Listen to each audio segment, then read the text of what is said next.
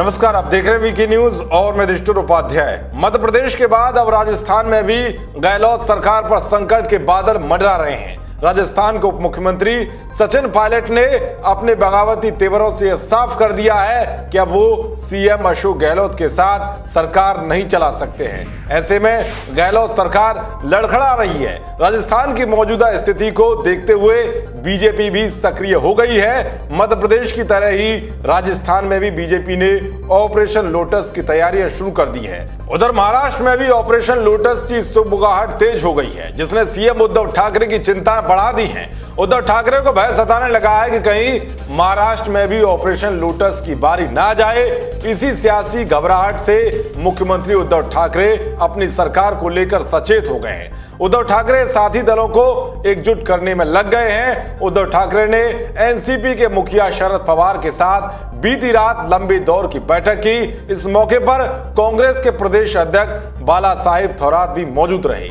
बैठक में राजस्थान के घटनाक्रम के संदर्भ में भी महत्वपूर्ण चर्चा हुई। मुख्यमंत्री उद्धव ठाकरे इस वक्त इसलिए ज्यादा भयभीत है कि अगर राजस्थान में कोई राजनीतिक भूकंप आता है तो महाराष्ट्र में इसके झटके जरूर महसूस किए जा सकते हैं। राजस्थान सरकार के संकट को लेकर शिवसेना के मुखपत्र सामना में बीजेपी पर सियासी वार भी किया गया है और शिवसेना ने बीजेपी पर विरोधी दलों की सरकारों को अस्थिर करने की साजिश रचने का आरोप जड़ा है। दरअसल महाराष्ट्र सरकार में आपसी अनबन और टकराव के बीच बीजेपी के बयान आते रहते हैं। केंद्र में मोदी सरकार के मंत्री रामदास अठावले ने भी शरद पवार को एनडीए में आने का न्योता दिया है, जिसको लेकर कई तरह के कयास लगाए जाने शुरू हो गए हैं। राष्ट्रवादी कांग्रेस के राष्ट्रीय अध्यक्ष माननीय शरद पवार जी एक महाराष्ट्र के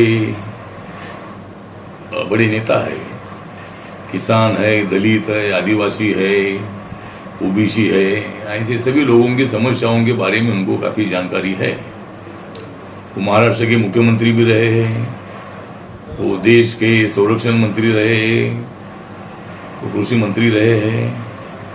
तो मेरा निवेदन यह है कि राष्ट्रवादी कांग्रेस ने शिवसेना को सपोर्ट करने का जो निर्णय लिया है, उस निर्णय से राष्ट्रवादी कांग्रेस को बिल्कुल फायदा नहीं है। अगर पवार साहब अगर चाहते हैं कि देश का विकास होना चाहिए, महाराष्ट्र के विकास के लिए केंद्र से ज्यादा पैसा मिलना चाहिए, तो माननीय पवार साहब ने नरेंद्र मोदी जी को साथ देने का निर्णय लेना चाहिए और माननीय शरद पवार जी ने एनडीए के साथ आने का विचार करना चाहिए। ये मेरा व्यक्तिगत मत है। अगर ऐसा होता है तो महाराष्ट्र में बीजेपी, राष्ट्रवादी कांग्रेस और आरपीआई की महायुति बनेगी और यहाँ की सरकार भी अच्छी तरह से चलेगी। केंद्र से बहुत सारा पैसा भी इधर आ जाएगा और महाराष्ट्र के विकास के लिए ज़्यादा से ज़्यादा काम हो सकता है। इसीलिए माननीय शरद पवार साहब को मेरा निवेदन है कि आप एनडीए के साथ आने का निर्णय ले ले। ये मेरा व्यक्तिगत मत है। बता दें कि हाल ही में जब कांग्रेस के पूर्व अध्यक्ष राहुल गांधी ने चीन के मुद्दे को लेकर केंद्र सरकार को घेरा था, तो इसी बीच एनसीपी प्रमुख शरद पवार ने राहुल गांधी को आईना दिखाते हुए कहा था कि राष्ट्रीय सुरक्षा को लेकर राजनीति नहीं करनी चाहिए। 1962 में क्या हुआ था इसको भी भूला नहीं जा सकता।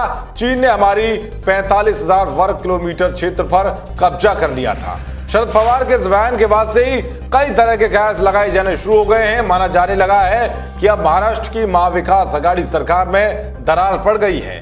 तो वही महाराष्ट्र में बीजेपी के कुछ नेता अक्टूबर में कुछ आश्चर्यजनक घटने की बातें कहते नजर आ रहे हैं। खैर, अब देखना यह होगा कि जिस तरह से मध्य प्रदेश में कांग्रेस की सरकार गिर गई थी, क्या राजस्थान और महाराष्ट्र में भी ऐसा ही सियासी भूकंप देखने को मिलता है या नहीं।